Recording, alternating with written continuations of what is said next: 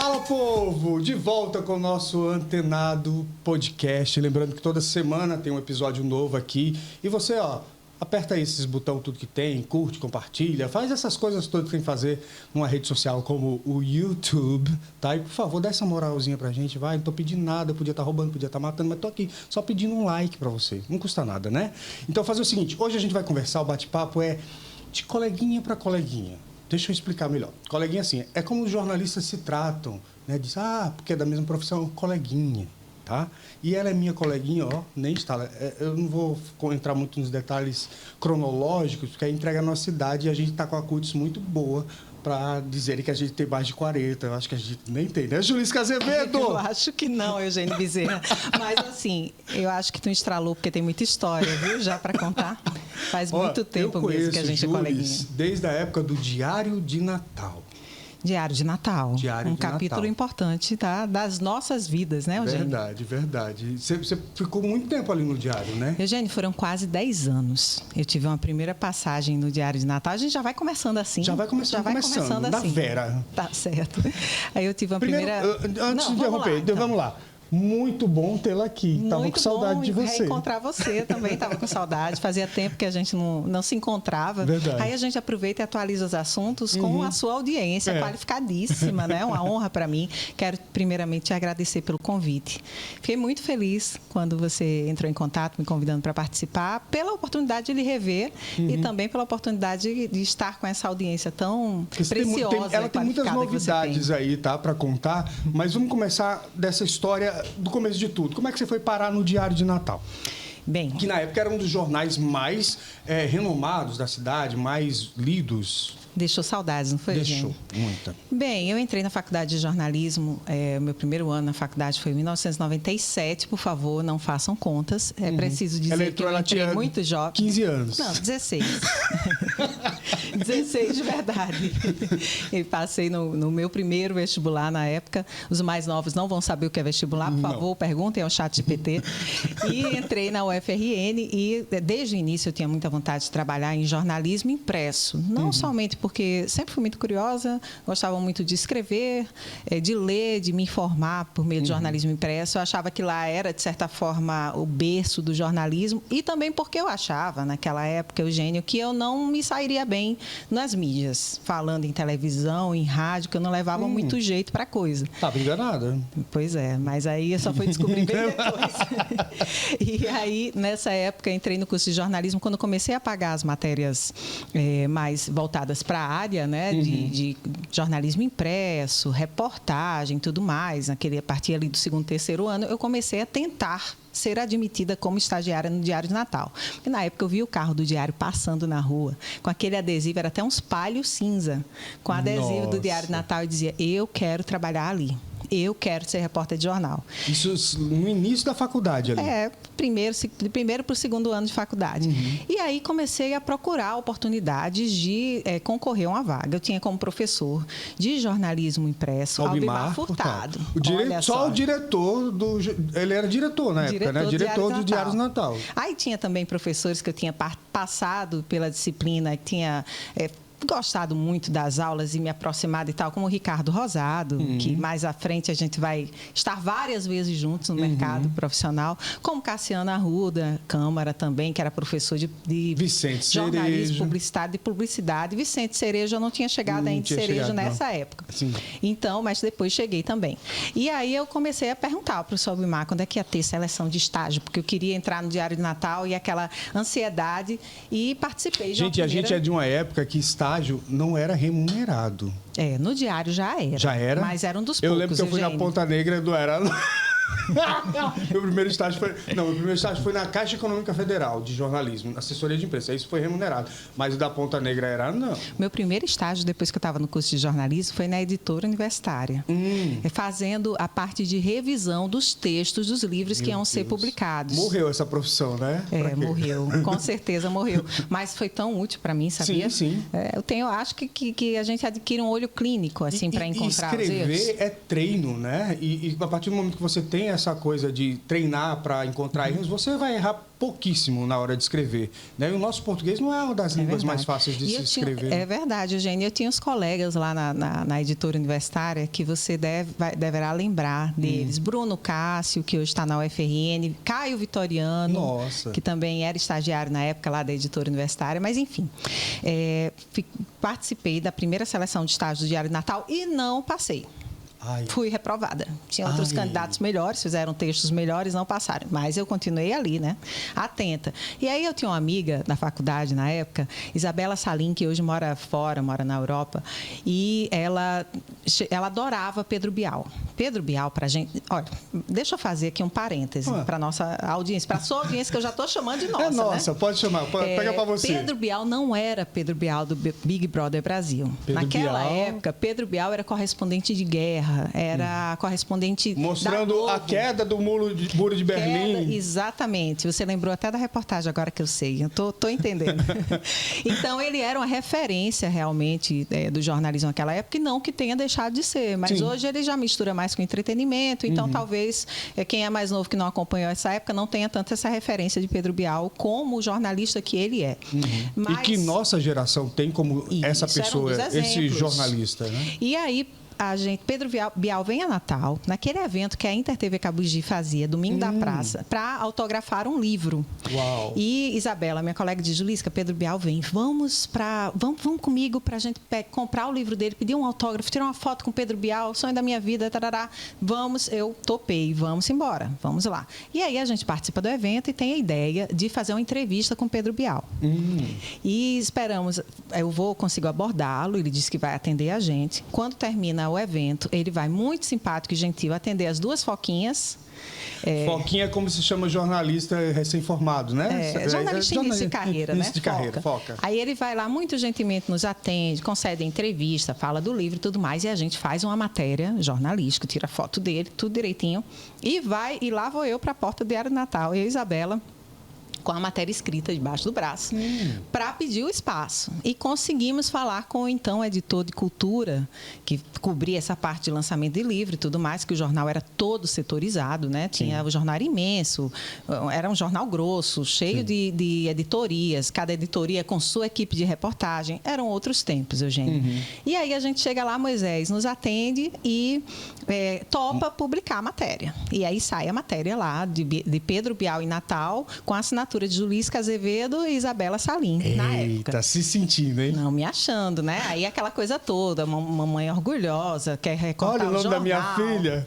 E aí depois a gente volta ao Diário de Natal com essa matéria, pedindo novamente a oportunidade. Faça um novo teste de estágio. Eu não lembro se foi no segundo ou no terceiro que eu entrei. Aí comecei a trabalhar como repórter. Inicialmente, minha primeira matéria, logo quando eu cheguei no jornal, foi cobrir a preparação da escola de samba Balanço do Morro para o desfile de escola de samba do Carnaval daquela época do ano 2000. Era o ano 2000, essa época já. Tinha entrado na faculdade em 97, já estava ali 3 anos de curso. E aí, dali por diante, Eugênio, aí o jornalismo entrou na veia, viu? Pra valer. Fiz inúmeras reportagens, aí fui repórter de cidades, fui repórter de política, fui convidada para ir para o governo do estado na época e passei a ser repórter de assessoria de comunicação no governo de Garibaldi Filho. Foi uma oportunidade de viajar pelo Rio Grande do Norte inteiro, conheci o interior do estado, acompanhei como era a dinâmica de um governo. Saio em 2003, quando a governadora Vilma ganha sua primeira eleição para governadora do estado. Volto para o Diário de Natal no mesmo dia, praticamente, já volto para lá e aí assumo já uma função como repórter de política. E aí entro junto com Flávia Urbano, com Guia Dantas, que na época estava na Tribuna, com Virginia Celli, que atuava também na TV Cabugi, na época, como aquele primeiro grupo ali de mulheres que faziam a cobertura diária da política. Isso era uma novidade. Os repórteres de política geralmente eram homens, eram pessoas muito mais velhas do que a gente estava ali no início dos 20 e pouquinho pouquinhos. E a gente entra nesse cenário da cobertura de política da cidade. E daí para frente eu acabo passando realmente 10 anos no Diário de Natal. E a política acabou virando uma paixão também sua, ou a área que você mais gosta? O jornalismo político. Né? O jornalismo político, sim. Não a política, o jornalismo político. Não, a política não. Vamos usar os termos corretos. Eugênio, eu acho que eu ainda pude cobrir jornalismo político numa época melhor do que a de hoje. Por que eu falo isso? Porque hoje a gente enfrenta muito radicalismo. E porque eu acredito que hoje, aquela concepção que eu e você estudamos na faculdade, de que o jornalismo deve ser imparcial, deve ouvir os dois lados, deve dar eu sempre achei esse termo imparcial talvez não fosse o ideal, mas que você deve ouvir todos os lados da notícia, porque imparcialidade você nunca vai ter. Sempre qualquer texto tem alguma carga de alguma coisa, né? Mas você não precisa ser mais equilibrado. Mas você não precisa ser partidário, que é o que a gente vê hoje. Pessoas simplesmente... Eu faço jornalismo da direita, eu faço jornalismo da esquerda. Gente, que é isso? Está faltando o meio termo aí, né? Está faltando aquela posição mais analítica, em que você possa ponderar. Eu acho que é na ponderação que nós crescemos, é na ponderação que a gente aprende. Será que a gente está ultrapassado, Júlia? Não, a gente não está ultrapassado. Porque eu acredito mesmo nisso, sabe? De que é possível buscar o meio do caminho. Com o advento das redes sociais, com os algoritmos trabalhando contra nós, ou seja, o tempo todo mostrando para a gente só o que a gente quer ver, fica mais difícil se ponderar. Mas eu não acho que a gente está ultrapassado, não. Eu já começo a sentir movimentos de pessoas... É porque, Eugênio, a gente não pode considerar que quem está em silêncio é sempre minoria. Às vezes tem um grupo minoritário que faz muito barulho, mas tem um grupo grande que está em silêncio. E tem muita gente que está observando o jornalismo, que está observando como as coisas estão se desenrolando. E a gente não pode ignorar a existência desse grupo. A gente está num momento em que as coisas estão tão bagunçadas, há tanto um movimento tão histérico nas redes sociais, que em algum momento eu acredito, eu prefiro crer, até porque eu sou um otimista nata, que isso vai acalmar. E que sempre vai haver espaço para ponderação, para você ouvir os dois lados, para você ponderar que nem tudo é 100% ruim, nem tudo é 100% bom. Aliás, nada é 100% ruim, 100% bom. E também ter espaço para essa análise, para se ouvir. Eu acredito, Eugênio, piamente, foi o jornalismo que me ensinou isso, que todo mundo tem uma boa história para contar. Se eu for lá acompanhar uma pessoa que não necessariamente eu concorde com a posição política dela, mas conseguir ouvi-la, conseguir mergulhar naquele universo, eu vou entender aquela linha de pensamento, eu vou entender, não é concordar, mas eu poderei encontrar ali uma história humana, eu poderia encontrar ali opiniões relevantes. A gente não pode olhar para as pessoas descartando de cara, sabe? Acho que a ponderação precisa voltar a ter seu espaço também no jornalismo. E nesse sentido, o que eu vejo muito hoje, Julisca, é que isso está cada vez mais tão radical, né? Que em vez de você ter pessoas que são adversárias políticas, você tem inimigos. E às vezes eu tenho a impressão que eu não sei onde é que a gente vai chegar nisso tudo, né? Nesse jogo todo, que aí envolve a comunicação, envolve as pessoas, né? De um modo geral. Mas quando a gente entende que a política deve ser a arte do entendimento, não faz sentido isso, né? E aí eu fico pensando, quando isso vai mudar? Você tem essa esperança de que isso vai mudar, que vai melhorar? Eu não vou dizer a você que vai mudar radicalmente. Realmente, a gente vive num mundo em que pesquisas realizadas em diversos lugares, diversos países, apontam para o radicalismo cada vez mais forte nas redes sociais. E não somente com relação ao espectro político, mas também com relação à violência, à discriminação. Hoje o hate speech. Hoje eu via na rádio que... Exatamente. Hoje eu via na rádio que há mais de 170 canais de YouTube mapeados no Brasil que defendem mensagem de misoginia, do ódio às mulheres. Nossa! Então, isso existir, isso não ser regulado, a reação para se controlar a violência nas redes é muito menor do que a velocidade com que ela cresce. Na Europa, o crescimento de partidos nazistas, né, dessas coisas, você fica, gente, como é isso? Agora mesmo está fazendo o maior sucesso na Netflix a série Adolescência, que fala sobre exatamente um adolescente que cometeu a infração envolvido a partir de discursos de ódio que crescem nas redes sociais. Essa série está chamando a atenção no mundo todo. É preciso botar esse assunto na mesa e discuti-lo, sabe, Eugênio? Não é possível que a gente, que é jornalista, e que os comunicadores que ocupam os espaços na mídia hoje, diariamente, nos programas de rádio, nos programas de televisão, nos programas opinativos, apenas reforcem esse discurso de radicalismo. É preciso que a gente coloque na mesa a discussão sobre os limites. Existe crime de calúnia, de difamação, previsto na legislação para quem usa as redes sociais também. A rede social não é a terra de ninguém e também não é mesa de bar. Porque mesa de bar, você vai lá, conversa, toma ali sua cervejinha e fala o que quer e morre ali. A rede social não morre ali. O que você escreve e o que sai na rede social fica. A internet não esquece. As pessoas podem até esquecer, mas a internet não. E o print é eterno, tá? O print Cuidado. é eterno. Eugênio, você falou com a propriedade assim. O print é eterno. Já tive problemas com isso. Deixa pra lá, deixa quieto. Mas tem uma coisa também que eu acho que é muito importante nesse nosso tempo, que é essa coisa dos crimes, né? As pessoas não esquecem que elas estão cometendo crimes ali, quando elas se colocam nesse lugar, nessa posição. A gente acabou de passar por uns exemplos. Agora mesmo, esse final de semana, na sexta-feira passada, o ex-presidente Jair Bolsonaro veio ao Rio Grande do Norte, estava cumprindo uma agenda no interior, quando passou mal e precisou ser atendido no Hospital de Santa Cruz, depois se desenrolou para um hospital de Natal e depois para Brasília, onde ele fez uma cirurgia. E lá em Santa Cruz, um médico, pelo menos ele se identifica dessa forma nas redes, fez uma imagem de dentro da ambulância, mostrando ele lá na ambulância e dizendo, olha, ele está bem, está aqui, não sei o que, e publicou nas redes sociais, como se não existisse regras, o decoro com relação ao tratamento do médico com o paciente, postando ali como se fosse uma brincadeira, como se quisesse também ter o seu minuto de fama, o seu momento de fama, em cima de alguém famoso, no caso o ex-presidente, que estava sendo atendido. Então, essas regras, essa espécie de limite, né? Esses limites para as redes sociais, eles precisam ser assimilados, não é só por comunicadores, é pela sociedade em geral, por todas as categorias, para tudo há limite. Nem tudo a gente tem que postar o tempo todo, né?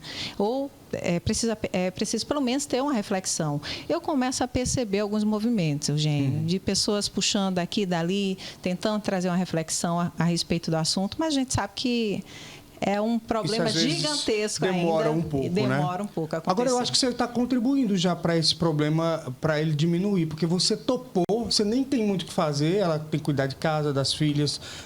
São filhos. Uma filha e um filho, perdão. Uma filha e um filho. Aí você está na assessoria da Fierne, não é isso? Como diretora lá de comunicação.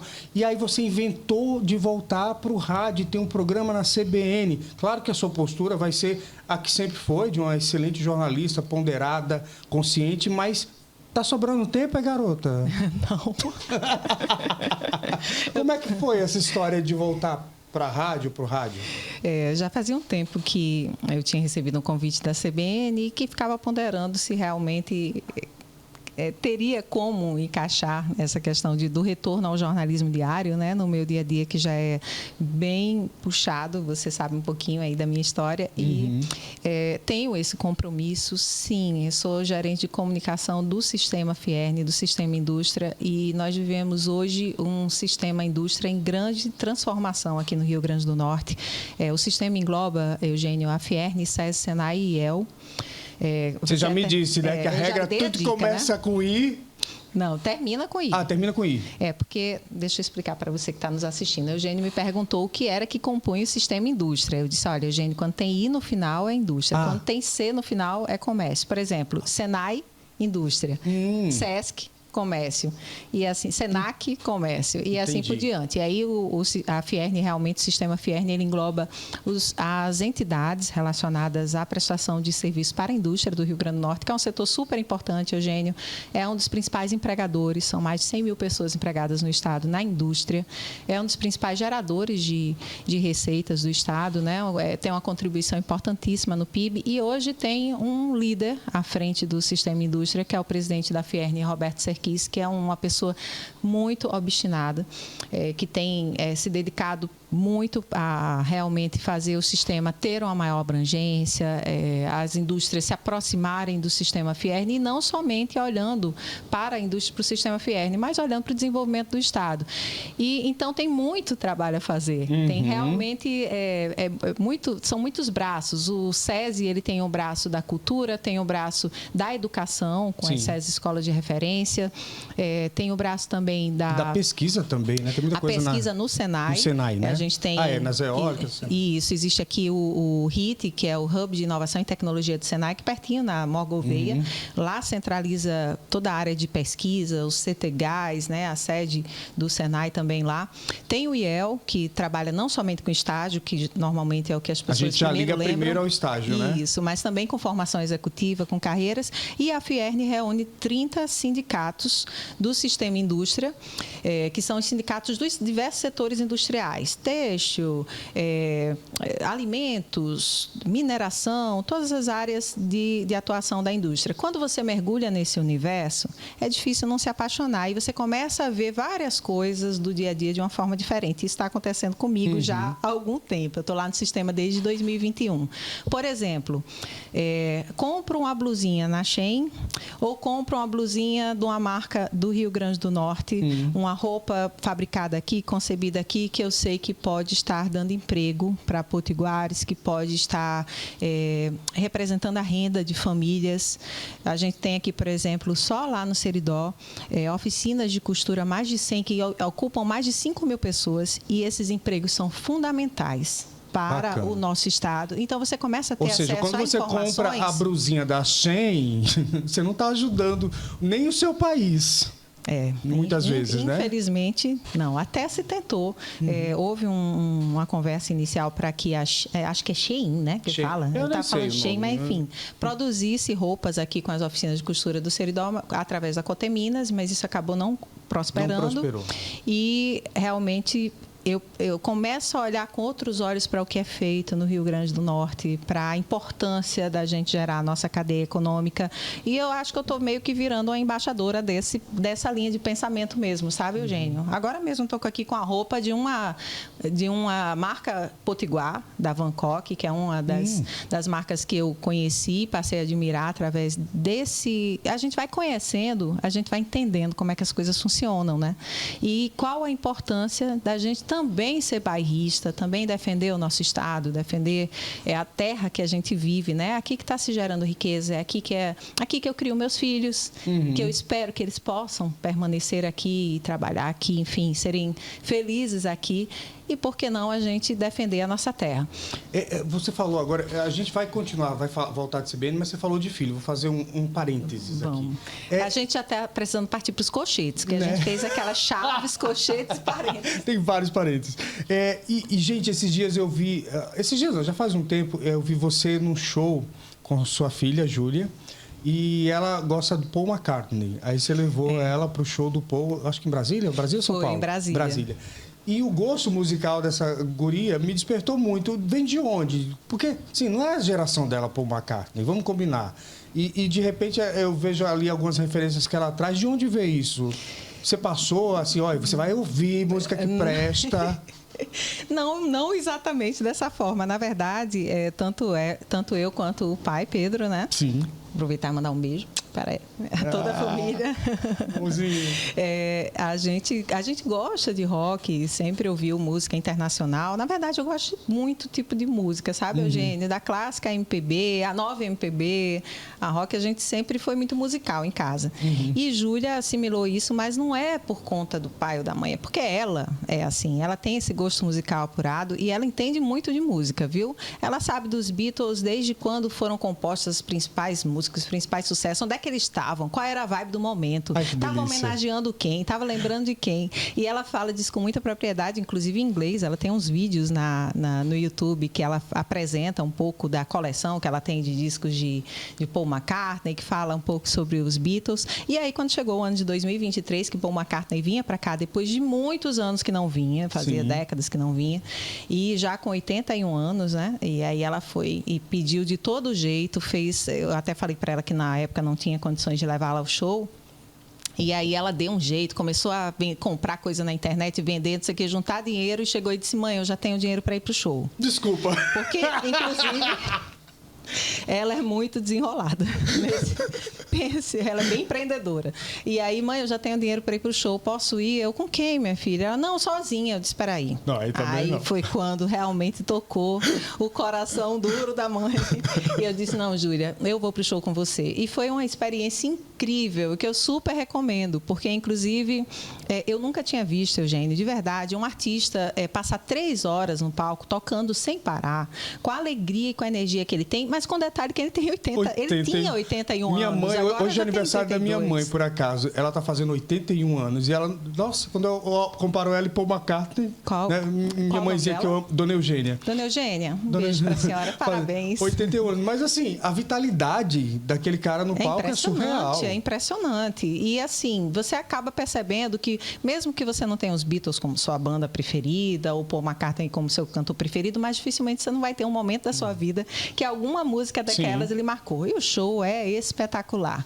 E aí, para mim, foi o espetacular do show e o espetacular de ver minha filha feliz, né? De realizar aquele ali, sonho. né? De estar com ela, junto dela. Ela trabalha hoje com música também, né?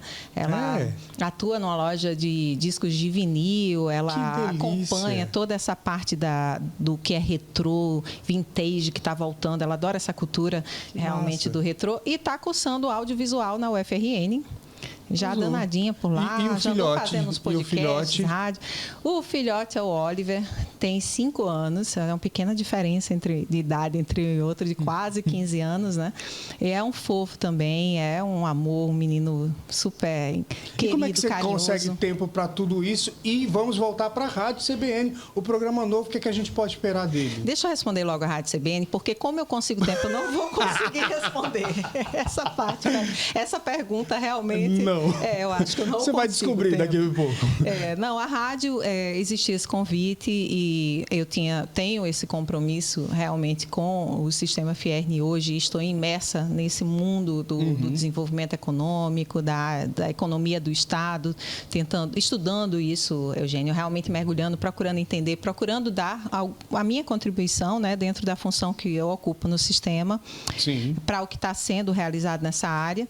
E aí foi quando surgiu essa possibilidade da Rádio CBN, e depois de muita reflexão, topei o convite, porque você sabe do que eu estou falando, né? O jornalismo é aquela paixão da gente. É um você bichinho tá todos ali, os né? dias... Que a gente tem que alimentar. Tem uma mosca azul na política, né? No jornalismo, eu não sei qual é o inseto, ainda mais. Mas com certeza tem um bichinho ali. Tem algum bichinho. Estou adorando. Foi muito bom esse retorno. Já estreou? Na rádio. Estreou no dia 31 de março. A gente já tem 2 semanas de programa. Estamos começando a 3ª semana. Muitas entrevistas, muito bate-papo. E qual a ideia do programa? É um rádio-jornal? A ideia do programa é um jornalístico, sim.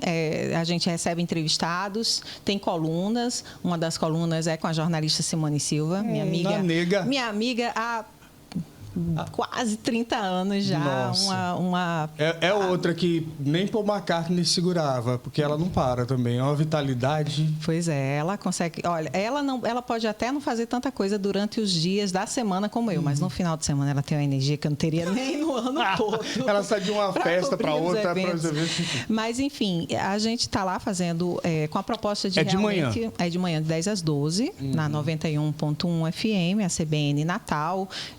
Traz toda essa questão da marca CBN, né, da responsabilidade com aquele estilo de fazer o jornalismo da CBN e levando, Eugênio, para o ouvinte notícias diárias que nem sempre estão no primeiro plano nos programas de rádio. A gente fala muito pouco em política, mas a gente fala muito em economia, a gente fala muito em dia a dia, a gente fala muito em empreendedorismo, em investimentos, em educação financeira, em como ajudar as pessoas a tomarem suas decisões para empreender, para investir, enfim. Esse tipo de informação que a gente percebia, de certa forma, uma lacuna, assim, um espaço menos ocupado, né, desse segmento. E o programa está andando super certo. Estou recebendo feedback positivo e vamos para frente. Julissa, quando você pensa assim, com essa trajetória toda, você já foi secretária de comunicação de governo, você já foi teve coluna, enfim, já fez quase tudo, programa de rádio, programa de TV. Quando você pensa nessa sua trajetória toda, tem alguma coisa que falte? no profissional? Eugênio, algum sonho? Quando o Diário de Natal encerrou, fechou as portas, né? Encerrou sua trajetória aqui no Rio Grande do Norte, terminou realmente em 2012, era 2 de outubro de 2012. E naquela época, quando ele fechou, eu era há 2 anos diretora de redação do jornal. A gente tinha lá 45 pessoas na redação e algumas delas tinham de jornal o tempo que eu tinha de vida, né? Eu tinha ali em torno dos 30 e pouquinho e naquela circunstância.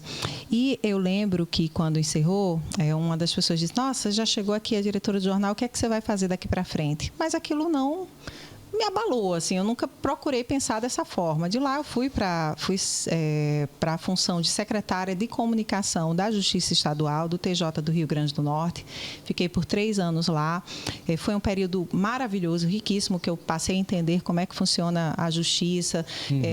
Andei pelo Brasil, participando de eventos, cheguei a fazer uma palestra sobre assessoria institucional de justiça. Eu lembro que você ganhou até prêmios lá, com algumas coisas que vocês implementaram, que eram novidade no país inteiro. A equipe era maravilhosa, super afinada, e nós levamos 3 prêmios nacionais de comunicação e justiça, que é um prêmio que existe anualmente, e nós levamos 3 prêmios em 3 diferentes categorias durante o período que eu estive à frente da comunicação do TJ, e depois a equipe permaneceu lá e acho que recentemente conseguiram levar um outro prêmio também. É uma equipe muito bacana mesmo. E de lá eu saí para a assessoria de comunicação do governo do estado. E quando eu cheguei lá na assessoria de comunicação do governo, convidada pelo então governador Robson Faria, eu não fui no início do governo, ele convidou outras pessoas para a Secretaria de Comunicação, mas logo ali, depois de poucos meses, ele estava Georgia Neri na função, né? Ela não se identificou muito com o cargo, porque tinha outros projetos profissionais que para ela no momento eram prioridade, e saiu. E foi quando ele me convidou para ir. E eu lembro que eu cheguei lá, eu tinha nessa época, eu acho que 30 e pouquinhos, e aí uma pessoa foi conversar comigo, me visitar lá na secretaria e disse: você tão jovem, já chegou à função mais alta da comunicação institucional do Rio Grande do Norte, então daqui para frente você não tem mais para onde ir. E aí eu jamais concordei, eu pensei dessa forma. Até porque eu entendo, Eugênio, que o que nos define profissionalmente não são cargos. Não é o cargo que você ocupa, porque, enfim, é o mais alto cargo da sua profissão no executivo ou o mais alto cargo da sua profissão no legislativo. Às vezes, tem muita gente fazendo um grande trabalho, contribuindo para a comunicação e para o jornalismo do Estado, que não está numa dessas funções de linha de frente, mas está ali no bastidor, dando uma contribuição muito relevante, fazendo um trabalho muito importante. E, a partir dali, quando eu saio do governo, depois, em 2018... continuo seguindo minha carreira e aí passo para outra parte do balcão. Eu crio meu blog, assim como você tem o seu blog, na época faço também... Você também tem uma empresa de assessoria de comunicação, Tenho uma empresa de assessoria de comunicação, tenho sociedade na empresa SK Comunicação, que é especializada em assessoria de comunicação, atende alguns clientes que são importantíssimos para a gente, assim, bem relevantes no cenário do nosso estado. DNA Center, Escola Porto, Liga contra o Câncer, o Colégio Porto, também bem boa. Não temos muitos, mas temos bons. Temos bons, com certeza, temos ótimos. E com a equipe, né? Junto com a equipe maravilhosa, tenho 2 sócias, tenho Priscila e Mariana como sócios, tenho Antônio e o Ricardo maravilhoso com a gente, Maria Emília, Dani teve com a gente também, Dani Nunes. Então, a gente tem uma equipe sempre muito afinada, que está trabalhando nesse atendimento, até porque eu não tenho como estar, né? Na linha de frente o tempo todo. E a gente realmente percebe que... Sério, velho. Ela falando e eu tô pensando, o dia dela não tem 24 horas, não é igual o meu, não. Não é possível. Cara, é muita coisa. Mas é muita gente boa comigo também, Eugênio. Ninguém faz nada sozinho. É muita gente boa comigo, é equipe boa na SCAR, é gente boa comigo no blog, Natália está comigo lá, então, me acompanhando no blog. O seu maior trunfo é saber gerenciar equipes, é isso? Você pensa assim? Eu não sei como dizer o meu maior trunfo, mas eu tenho muita gente boa por perto. Eu acho que...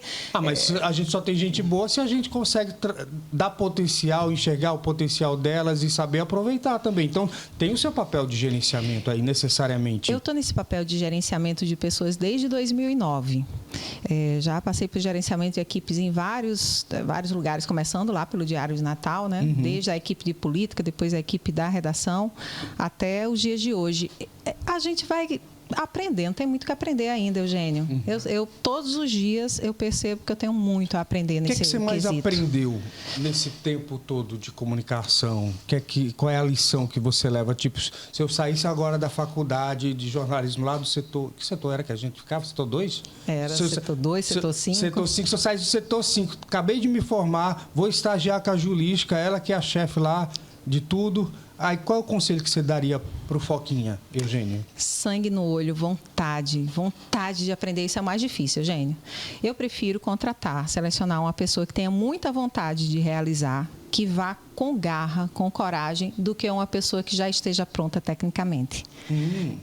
Eu entendo que as pessoas que fazem por amor, que desejam aprender, que têm uma curiosidade inata, elas têm uma possibilidade de crescimento na carreira muito mais evidente, assim, é muito mais fácil dar certo. Você era essa pessoa? Eu sou ainda. Adorei! Eu acho que eu ainda tenho muita coisa para aprender, Eugênio. Esse ainda é até péssimo na frase. Eu tenho muita coisa para aprender e espero sempre ter.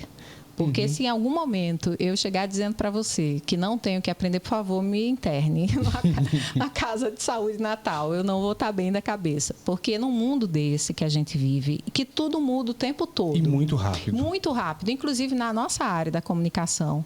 A gente está vivendo mudanças profundas. Uma verdadeira revolução, Como é que você vai chegar e dizer que sabe? Não sabe. Né? Você não sabe. Você tem uma experiência. Se você que sabia, daqui a 10 minutos você já não sabe mais. Tenho certeza disso. Porque já mudou.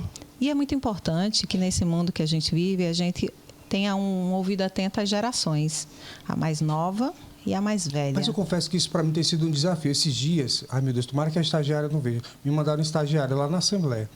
E ela tem 18 anos. Ela não assistir isso para mim. Não assista, por favor. Ela tem 18 anos.